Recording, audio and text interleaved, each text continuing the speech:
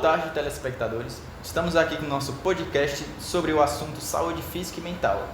Hoje, dia 12 de setembro de 2025, às 2 horas, com nossos participantes Arielle e Everton Lucas. Bem, como eu falei antes, a gente vai falar sobre saúde física e mental.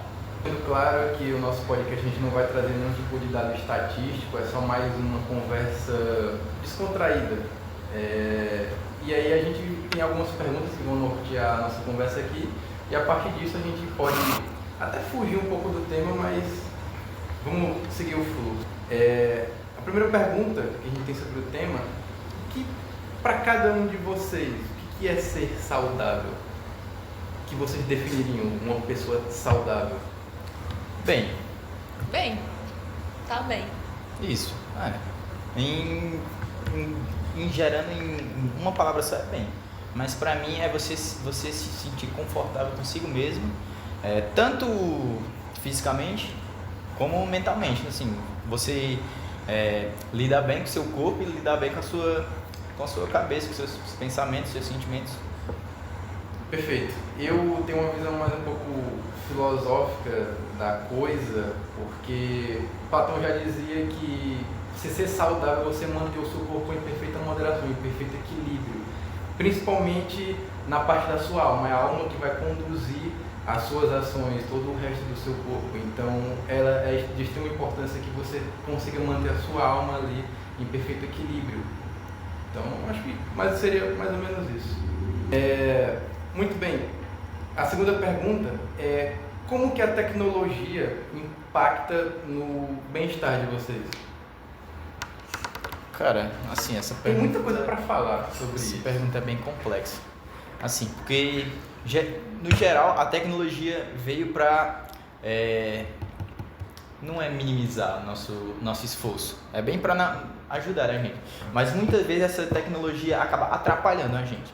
Por exemplo, antigamente a gente saía para comer num lugar e hoje não. Com isso aqui, a gente só pega, mexe e já chega na nossa porta. Ou seja, a gente não teve esforço nenhum de ir no local, nem preparar a comida, ou nem chegar e comprar. Não, a gente só pediu, comprou, pronto, chegou. Consumiu, acabou. E também sobre o ônibus. Sim, o transporte. Muito difícil você pegar um ônibus agora. Eu, por exemplo, não pego mais ônibus. Só Uber. Porque é mais prático, você pega no celular e já chega na sua porta. Você não tem que ir num ponto específico, esperar tal hora e chegar.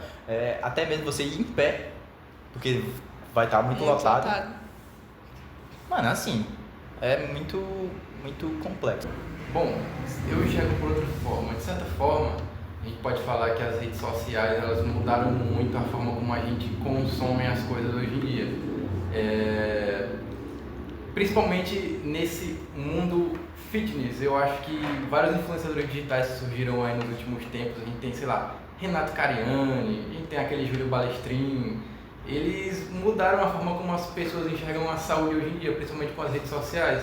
Então eu acho que as pessoas hoje em dia elas estão muito mais preocupadas com a saúde do que antigamente. Elas praticam mais exercícios físicos, elas saem mais de casa, elas consomem alimentos de uma maior qualidade. Mas uma boa parte dessas pessoas é por status. Realmente. Não é? Quando você vai olhar na sua rede social, tem muita gente lá que posta foto na academia dizendo, hoje tá pago. É só status. Praticamente. Porque, de certa forma, as redes sociais hoje em dia, elas criaram uma persona na personalidade das pessoas, do narcisismo, as pessoas... E um padrão também. Exato. Elas se importam apenas com likes, elas são extremamente superficiais, elas fazem de tudo para tentar subir no pódio, elas têm uma necessidade quase absurda por atenção. E isso é muito complexo de se discutir, não sei. Vocês fazem exercícios físicos? Vocês treinam alguma coisa na academia? Cara, assim, eu tô pretendendo. Segunda a sexta? Todos os dias. Todos os dias? Pouco também. Eu tô pretendendo fazer, o negócio é que eu tô sem tempo. Mas a alimentação de vocês, como que é? Cara, péssima. É bem diversificado. O que tu consome normalmente? É porque na minha casa não tem muita Variedade? variedade de comida saudável. Como muito alimento processado? Muito. Só que, tipo assim, Normalmente meus pais comem pão com ovo, mas aí tem um bolo, eu vou no bolo. Eu comecei a academia, eu acho que faz um ano, em alguma coisinha, porque eu sempre tive problemas respiratórios, tenho uma asma crônica. E aí qualquer tipo de poeirinha que eu pegava, eu já fiquei sem conseguir respirar.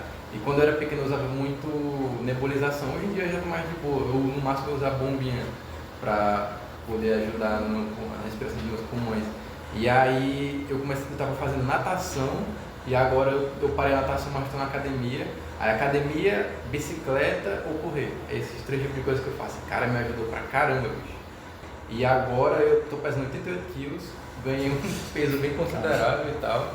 Eu me sinto mais saudável, eu consigo correr mais, eu não tenho tanta crise quanto eu tinha antes. Então, acho que essa parte de querer fazer academia ajudou muito pra mim também. Pior que na minha infância eu era muito magro, assim, eu não tinha vontade de comer e eu era dessa finura, assim. Aí minha mãe e meu pai me colocaram, me levaram para o hospital. Aí o doutor lá me deu uma medicação, assim, eu esqueci o nome do remédio, era não sei o que do peixe. Sei lá, acho que era para abrir o apetite, assim. Aí acho que eu tinha uns 7 anos, eu comecei Peixe? sei lá, um remédio do peixe. Ômega 3, sei lá, não. Não, deve ser. ser. Ômega 3 é pra quê, velho? É pra Eu acho que colesterol. é para colesterol, é para gordura no fígado. Aí eu comecei a tomar esse remédio, aí eu comecei a abrir um apetite da moléstia em mim. Aí eu comecei a comer tudo pela minha frente. Meu pai comprava as bolachas, no único dia eu comia tudo. Eles me davam arroz, eu comia tudo, uma cenoura toda, eu comia. Aí eu com 10 anos parecia uma bola, comia. Agora, sobre essa questão de entrar nesse mundo fitness, eu não vou mentir não. Eu fui vaidoso nisso, porque pra mim eu só queria ter um corpo bonito. E influência de rede social, bicho. Aquela época eu era um adolescente ainda, eu era completamente imaturo, tudo pra mim era muito simples e eu não gostava de me aprofundar em nada. E eu queria ter um corpo bonito, sei lá, pra naquela época pelo menos, receber a admiração das pessoas, mas depois de um tempo eu passei a, pô, pra que isso, tá ligado?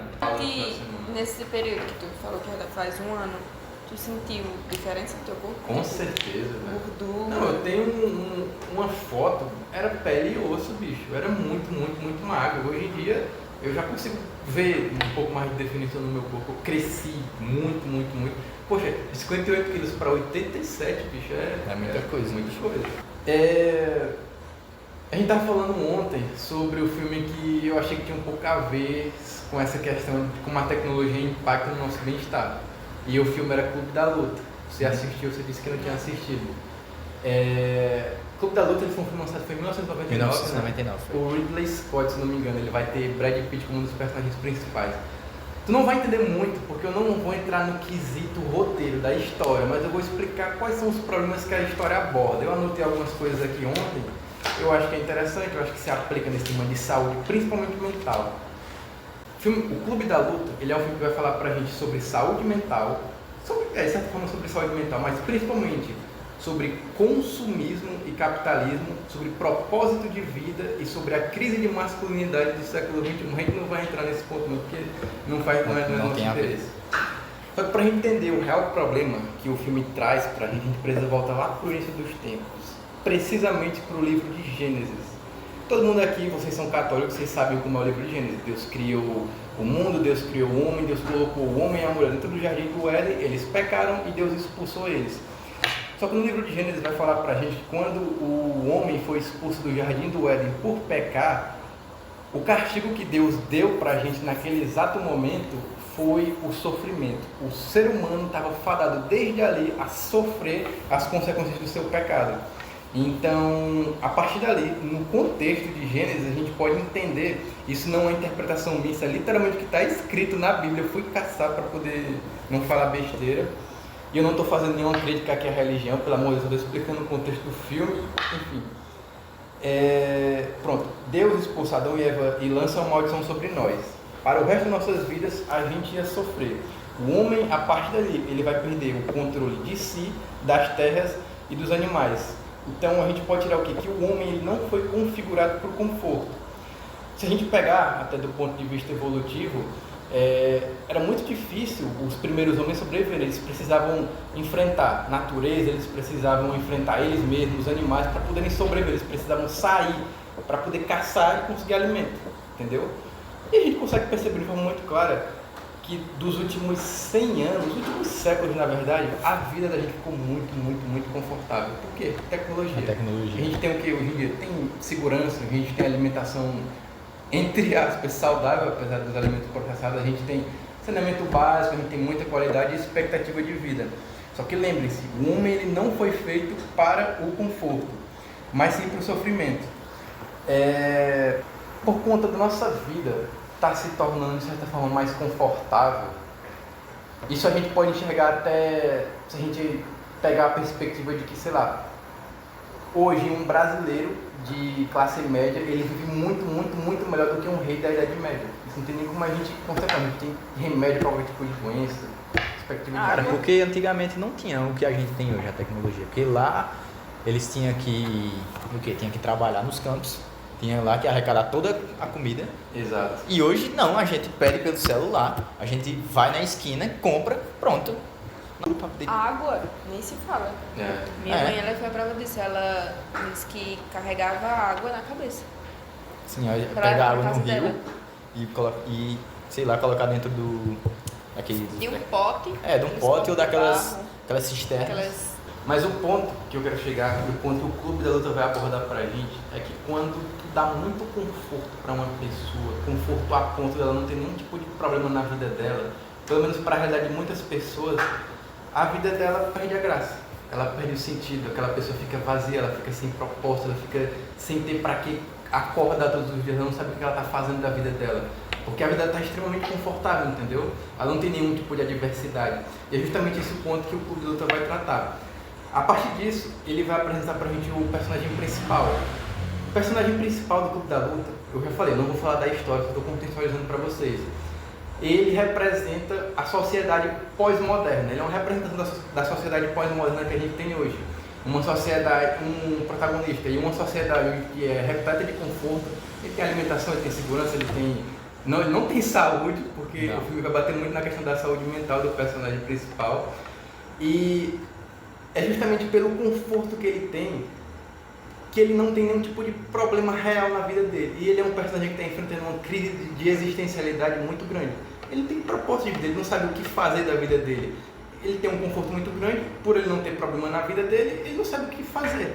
E é por isso que ele vai desenvolver insônia, ele não vai conseguir dormir, e ele vai tentar tratar esse problema da insônia dele com remédio. E aí vai chegar uma parte do filme onde ele vai se consultar com o doutor e ele vai falar: poxa, doutor, eu tô muito triste, minha vida não tem sentido, eu não sei o que fazer e tal.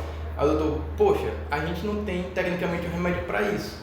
E faz o seguinte, como solução, eu vou te dar esse cartão aqui, esse cartão é de uma igreja, tu vai visitar essa igreja nesse dia, nesse tal horário, porque lá vai ter um certo grupo de pessoas que talvez te ajudem a te enxergar que a tua vida não é tão ruim assim. E aí esse cara, ele vai lá nessa igreja, nesse certo horário, ele acaba descobrindo que naquela igreja tem um grupo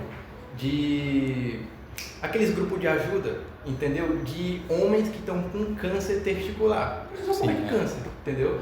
E aí o personagem começa a ingressar nesse grupo e em vez do personagem ter aquela epifania e, poxa, realmente ele entender que a vida dele não é tão ruim assim e ele melhorar de certa forma, ele começa a se conectar com a dor daqueles outros homens.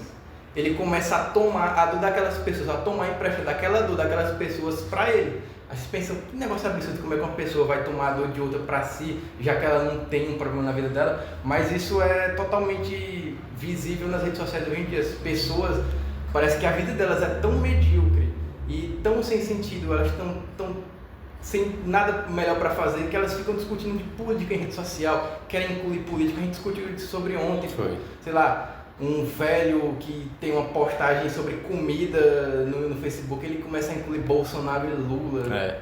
Parece que a vida daquela pessoa é tão baixa, tão parada, que ela tem que tomar a dor de um político para poder a vida dela fazer sentido. Isso é muito absurdo, velho. E aí o ponto também o estilo de vida atual que a gente tem hoje em dia faz com que as pessoas busquem cada vez mais conforto. E essas pessoas, a gente hoje em dia tenta fugir ao máximo da dor e sofrimento.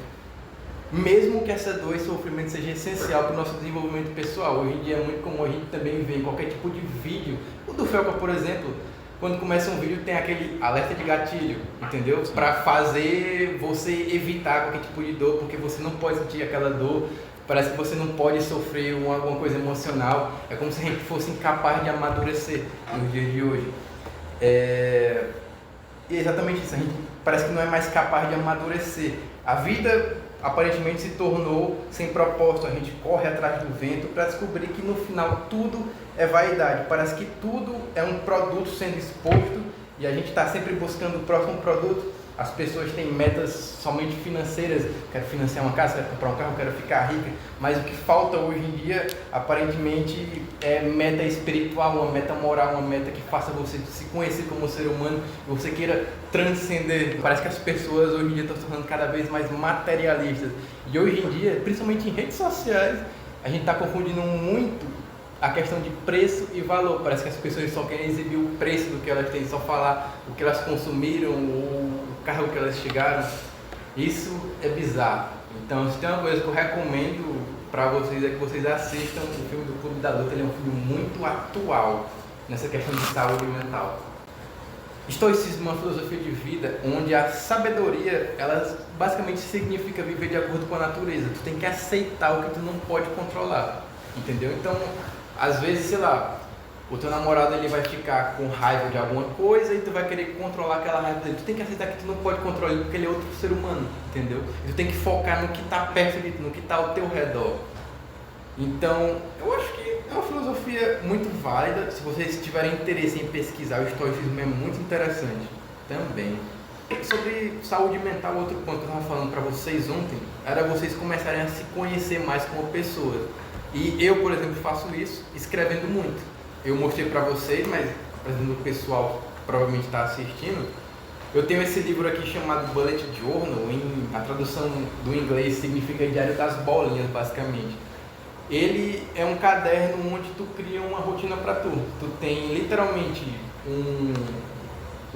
são 2 páginas dedicadas a um gráfico, onde tu consegue anotar todas as coisas que tu pelo menos quer fazer no teu dia a dia. Para muitas pessoas isso funciona, eu sou uma delas.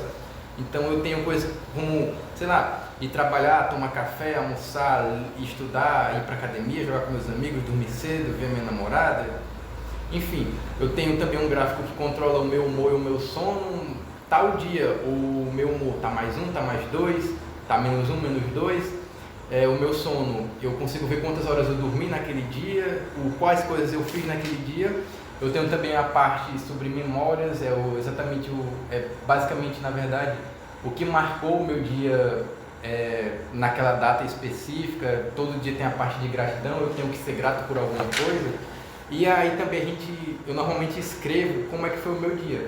E tu tem que escrever, se tu quiser optar por começar um bullet journal, principalmente nos dias que tu tá muito mal, porque tu consegue entender o que te deixou mal, como é que estava a tua cabeça naquele dia. E aí a ideia é que tu jogue qualquer coisa que venha na tua cabeça, vai jogando aqui, que ao longo dos meses que tu for preenchendo isso aqui, quando tu for revisar, tu vai te entender melhor como pessoa e tu vai saber como é que tu reage a determinadas situações. Então eu acho extremamente válido começar. A prática da leitura também é uma ótima forma de você melhorar a sua saúde mental.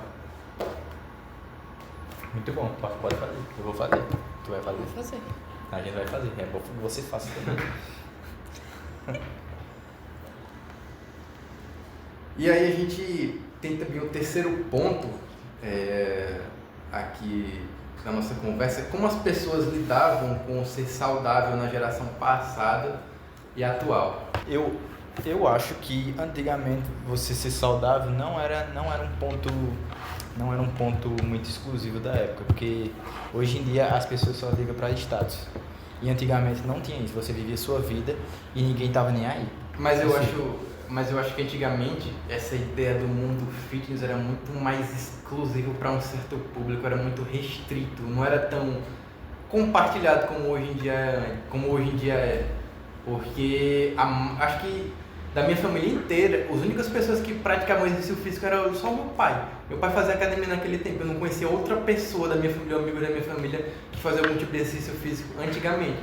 Só depois do boom da tecnologia dessas redes sociais que as pessoas começaram a ingressar mais nesse mundo da saúde, a comer melhor, a treinar melhor, sei lá, velho. Antes hoje em dia é mais comum você ver uma pessoa tratar ansiedade ou qualquer tipo de transtorno assim, fazendo algum exercício físico, fazendo alguma coisa de mobilidade. Antigamente as pessoas tratavam isso ou fumando, ou jogando, sei lá, algum tipo de jogo de aposta. Isso também entra o negócio da tecnologia, porque hoje tudo em dia é mais acessível. Ou seja, hoje em dia tem muita gente que tem TDAH, ou seja, tem muita pessoa também que é diagnosticada com autismo, porque hoje em dia, cara, é só tu ir num centro, fazer lá e você toma o diagnóstico ali mesmo. Antigamente não tinha isso. E quando, sei lá, você era muito diferente de todo mundo, você era tratado como um doido. Hoje não. Hoje você Hoje tem é uma palavra certa, né? ou é especial, que esse termo é pejorativo, ou você é só autista. Que hoje em Déficit dia de atenção, TDAH, autismo. Hoje cada coisa tem um nome específico. Mas antigamente não, você era tratado como você era um doido praticamente. Eu acho que no mais é isso. Não sei se teria alguma outra coisa para falar, porque a gente tem um tempo bem curto aqui, então acho que a gente vai encerrar por aqui. Deixa o like, se inscreve no canal, rapaziada. É isso. Valeu. Foi boa.